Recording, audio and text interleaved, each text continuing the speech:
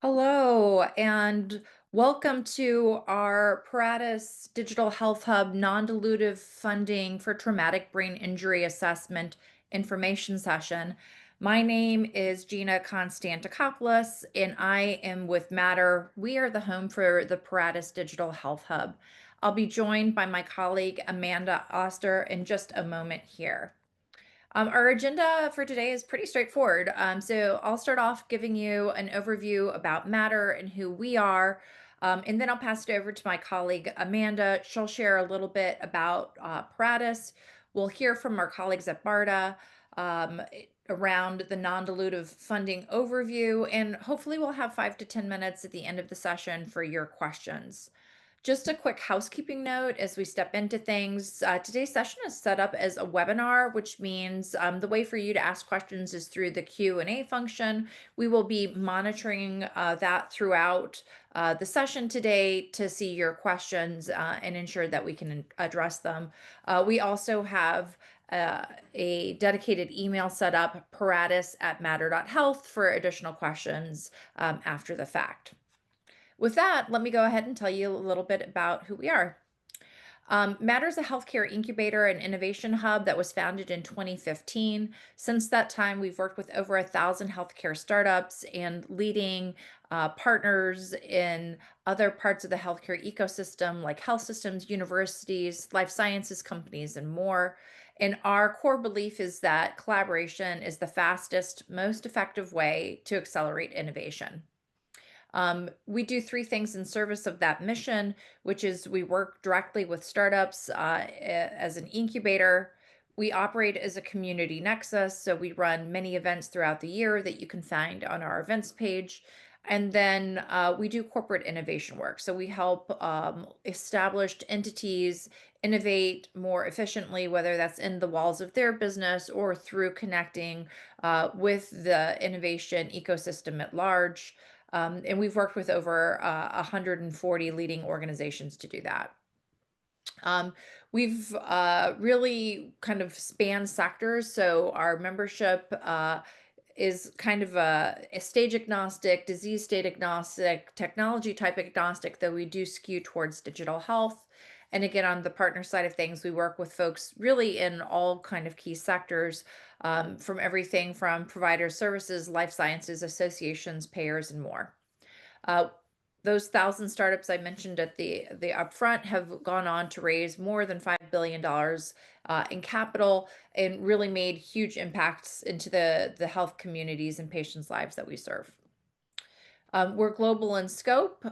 So looking back to last year, we worked with 227 companies, 51 partners, in 117 cities across the globe. So in more than 17 countries. And as I mentioned, we really kind of span the different areas of healthcare, bringing everyone together around that mission of collaboration. Now that I've told you a little bit about Matter, I'd like to welcome my colleague Amanda Oster to tell you a little bit about the BARDA Accelerator Network and our role as Paratus. Amanda, welcome. Thanks, Gina. So about 2 years ago, Matter became a government contractor with BARDA. So under Health and Human Services, which is part of the US government responsible for population health and health at large, there are a few different bodies. So think NIH, CDC. Another entity is ASPR, which is the Administration for Strategic Preparedness and Response, which, among other things, houses the Strategic National Stockpile. Within ASPR lives BARDA, which stands for the Center of Biomedical Advanced Research and Development Authority. So BARDA's mission is to prepare for and respond to public health threats, things like emerging infectious diseases, antimicrobial resistance, and nuclear disasters. And their goal is to plan for those contingencies. So looking back to the COVID-19 pandemic, it became clear to BARDA that the US needed a stronger pipeline of innovative small companies ready to respond quickly in key areas. So to address that, BARDA partnered with several innovation hubs, best-in-class accelerators that identify and support early-stage companies working in strategic health areas. So the Matter program is the digital health hub, and it's called Paratus, Latin for ready for anything. Other hubs focus on vaccines, diagnostics, pediatrics, and emerging technologies. So each hub helps to both identify solutions and ensure that they're commercially viable, strong companies in areas that are relevant. So, as the digital health hub, there are three things that we're doing. We have an accelerator program, a traditional 10-week accelerator, which includes curriculum, mentorship, and an opportunity to present your solution. And then there's the non dilutive funding opportunities, where we currently have two solicitations open, one of which is the program we're talking about today, which is the non-dilutive funding for traumatic brain injury assessment. So with that, I'll introduce Shayla. Dr. Shayla Selimovic is the branch chief program director at BARDA. Her branch supports the development of transformational platform technologies that enable improved availability of medical countermeasures.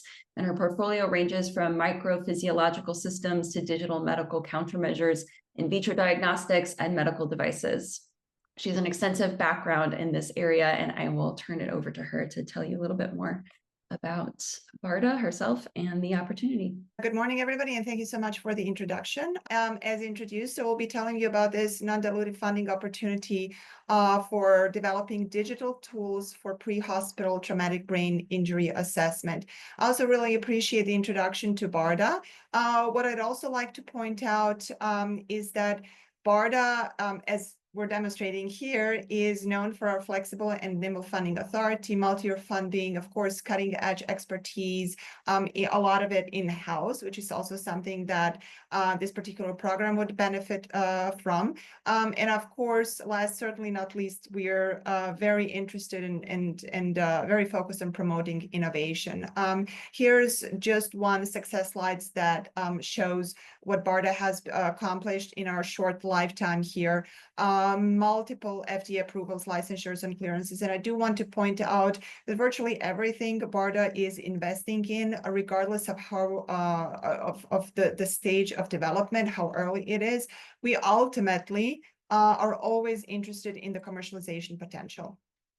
Now, within BARDA, the entity that's actually supporting this accelerator network here and Paratus is the Division of Research, Innovation, and Ventures, or DRIVE, which is where my office lives. And our vision here is to ensure that the most effective life-saving medical countermeasures, so things like diagnostic tests, therapeutics, vaccines, etc., are developed for, available to, and used by everybody who needs them when they need them. And you'll see very shortly how this particular new program fits into that. It is also vital to us that we support and drive tools and technologies that are threat agnostic, enabling technologies. We, of course, help support technical and commercial de-risking. But again, we're interested in the commercialization potential and sustainability of those solutions. I will skip this slide for now, and I'll jump into the role of traumatic brain injury, which is the topic of this funding opportunity and BARDA. So what you see on this slide is the evolution of care, if you will, or the propagation of care after a blast event such as a nuclear incident. There's first bystander care at the site or very close to the site, I suppose, of the blast. Where an immediate assessment needs to be provided. After that, the initial medical care is then provided by a first responder through maybe emergency medical services. Once then the patient is transported to an emergency room, there's additional higher level care supported by additional diagnostic devices, treatment devices, imaging, etc. And last not least, there's of course trauma care provided by intensivists and surgeons. And what you see here in our current portfolio that's supported by the CBRN division at BARDA, or the Chemical, Biological, Radiological, and Nuclear Medical Countermeasures division, I understand that's a mouthful, is that they've supported development of biomarker assays and ultrasound systems, portable ultrasound systems, to detect, identify the presence of a traumatic brain injury. However, what DRIVE has determined is that we're still lacking a triage tool that can be applied as early as basically shortly after the incident by a bystander. And we believe that digital health tools are the appropriate, or one of the solutions that can actually fill that gap. And luckily, they could also be used by first responders and later even in the emergency room. And that's the specific space. So across this, these three settings here where this particular funding initiative lives. So here's what we're ultimately looking for. We're looking for a very rapid, very easy to use, almost purely digital triage tool that will tell a bystander or first responder or any kind of clinician very rapidly and hopefully highly accurately whether the patient in front of them has a traumatic brain injury that requires escalation of care. That is different from a diagnostic device. It's essentially a decision support tool that we're looking for. And it needs to be digital and cannot really require a massive external infrastructure because after a blast event, we're considering very resource limited conditions. That's why we're really very focused on digital tools, essentially apps and programs that can run off, for example, a smartphone. We will consider some ancillary tools and devices, but essentially that's really what we're looking for algorithms that will take data collected by the device itself, by the smartphone, to assess the patient.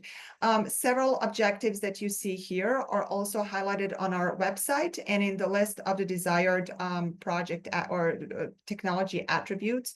Any user should be able to obtain accurate and rapid results within 2 minutes without any prior training.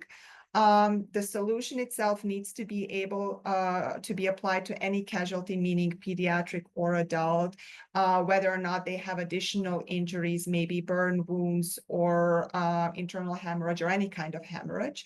And ideally, they should be able to run on widely available devices. Again, we're thinking about smartphones. They ideally would not use any auxiliary components and should not require an internet connection. And I'll just highlight here for your view some of the a little bit more detail regarding the solicitation requirements and the desired objectives. I do want to point out, without necessarily going into detail here, is that any proposals should propose to achieve by the end of the funded project at least the minimal attributes. So this needs to be something that's addressed in the proposal, in the technical plan for how it would be achieved during the funded project. Optimal attributes is what we'd really like to see at the end of the day in a commercial product. But if any applicants want to try to achieve optimal attributes from the get-go, we'd love to see that. I will also point out that an initial solution, again, under the minimal attributes here, could potentially only focus on pediatric subjects or patients or only adult subjects. But again, ultimately, we'd love to see a solution that applies to everybody. I'll also say that, again, physical response data, things like pupil size, pupillometry, maybe the patient holding a smartphone in their hand, therefore using accelerometers and gyroscope in the device to measure things like muscle tone, maybe to measure gait, recording of their speech to potentially identify any impairment there. All of these things should be able to be obtained or measured using simply the sensors that are already embedded into a smartphone.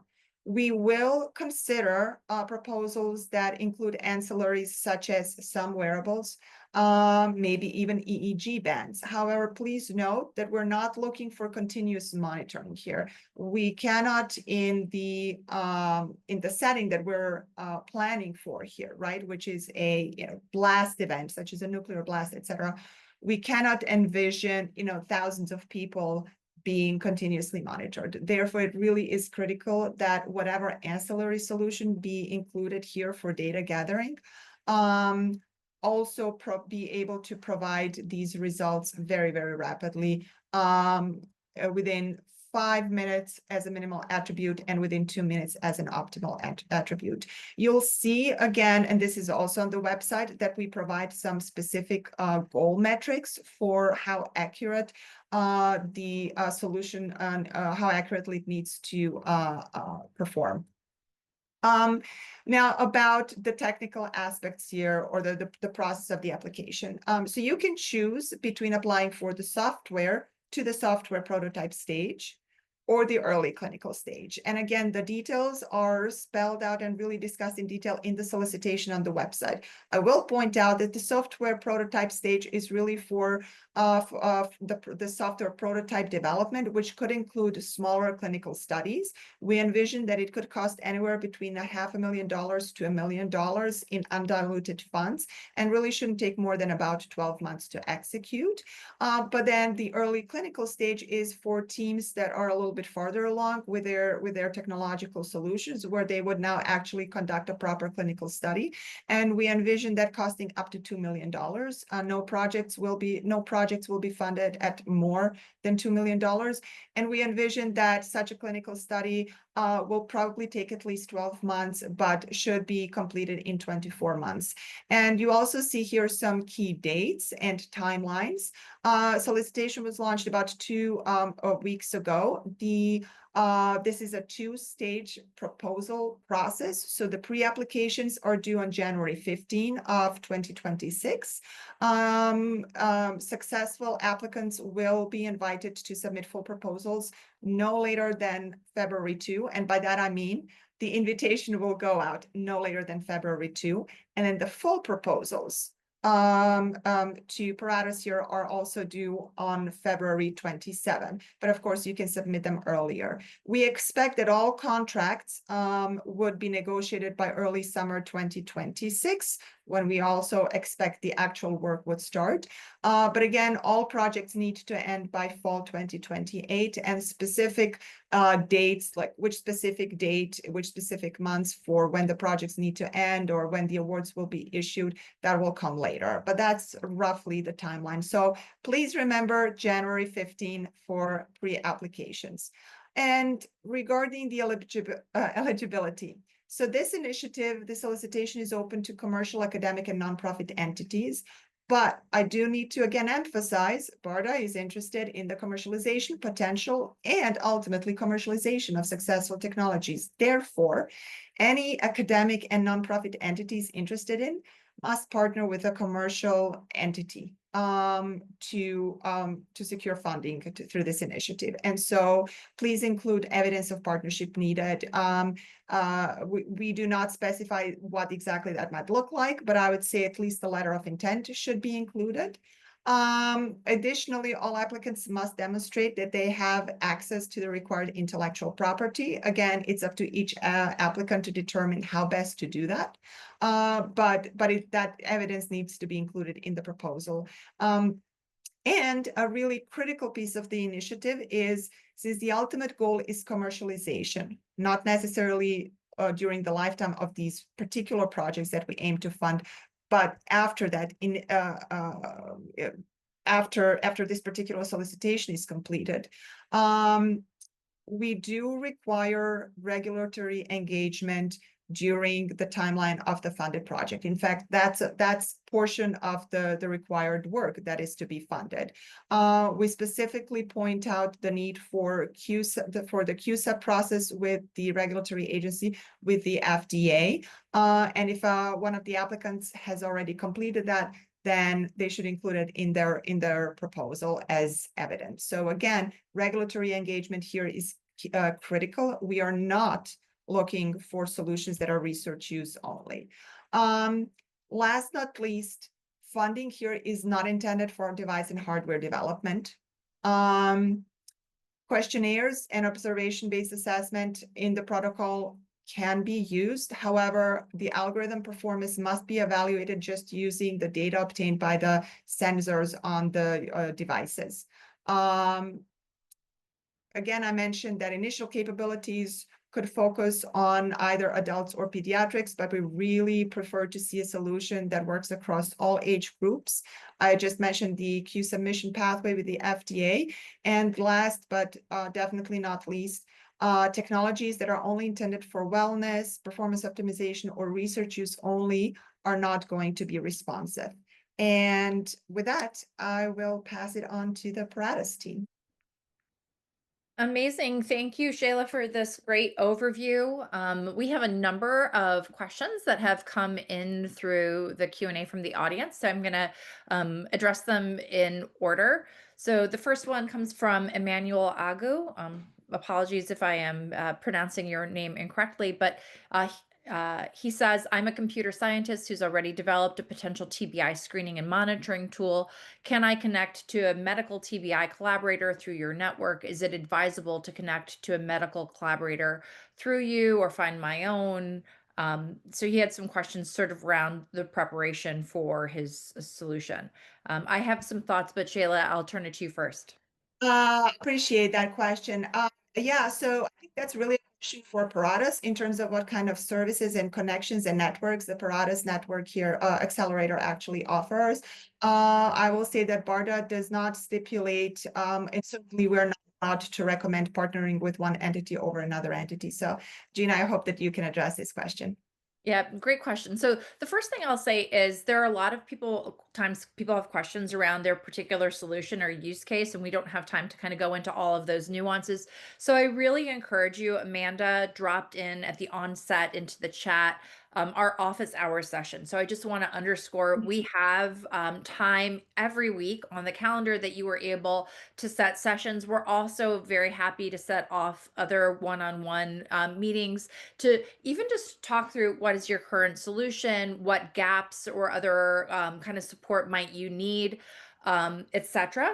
And the other thing I also want to point out for some of our earlier stage solutions, if you want to apply for the TBI initiative, even though you're very early stage, we actually have an open accelerator program as well attached to the Paratus opportunity. So there could be a way to sort of double dip, hone your solution a little bit more throughout the application process. So that said, kind of diving into this initial question just very quickly, Matter has a great network of both specific mentors as well as health systems that we work with. And so it's, I think, possible that we would be able to make some connections for you on that front if you're one of the solutions that we would bring through.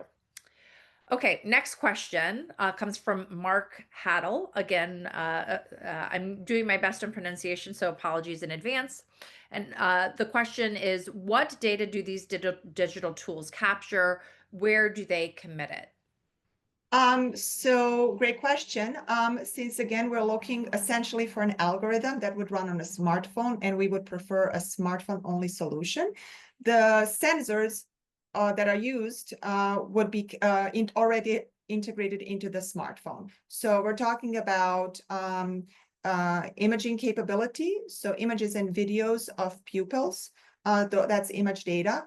Accelerometry, again, we're considering accelerometers and gyroscopes that are integrated in some of these smartphones to measure things like, again, gait, steadiness, muscle tone as well. I've mentioned audio, potentially to record a person's speech to attempt to detect any anomalies there.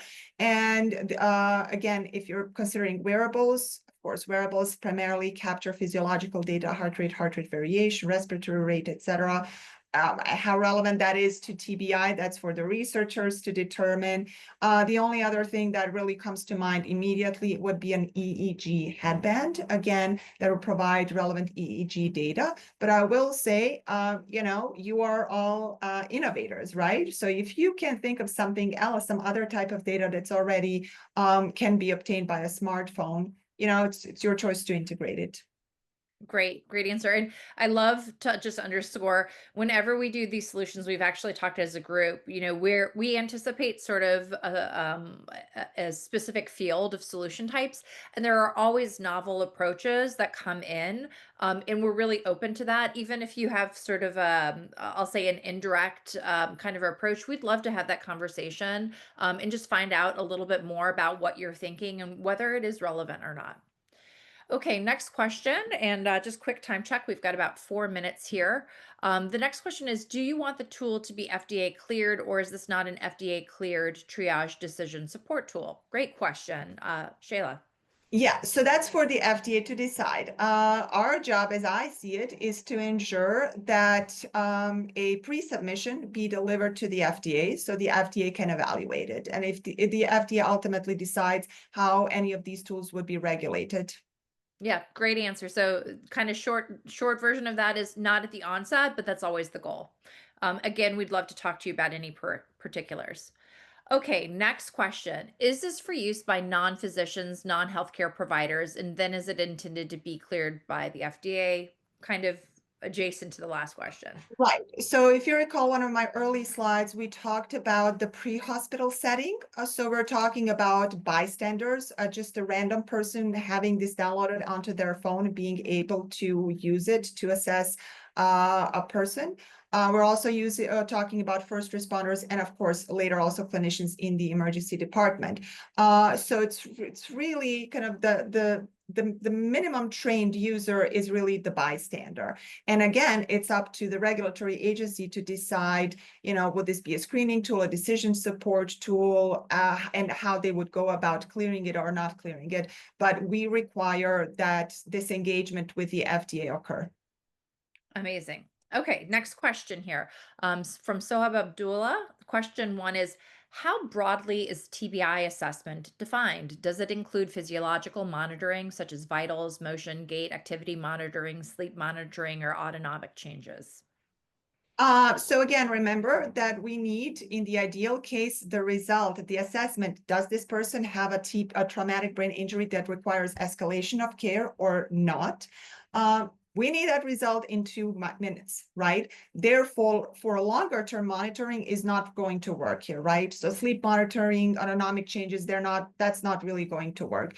It is up to the researcher to decide whether vitals are relevant to determining the existence of a severe or even moderate traumatic brain injury or not.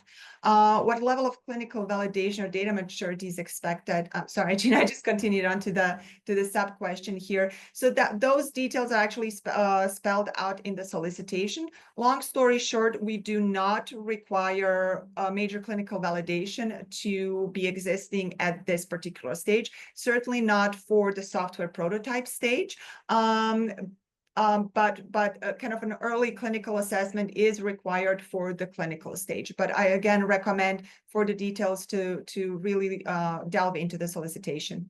Great. And the other thing I would maybe just tag on to that too is we know there's a lot of solutions that are looking at kind of neurological assessments that are in adjacent use cases. So if you have a different use case, let's say some form of dementia that you're currently studying, but you don't have any relevant data for this particular use case, we certainly look at that. And the best way to kind of dig into that is, as Shayla mentioned, visit our landing page, book some office hours.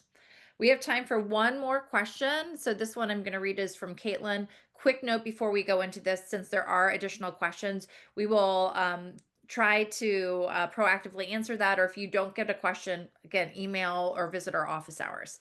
Caitlin Morse says, thank you for this. The website says program deliverables to the sponsor include a final report, a software prototype, and a complete de-identified data set. Could you explain a bit more about the software prototype deliverable?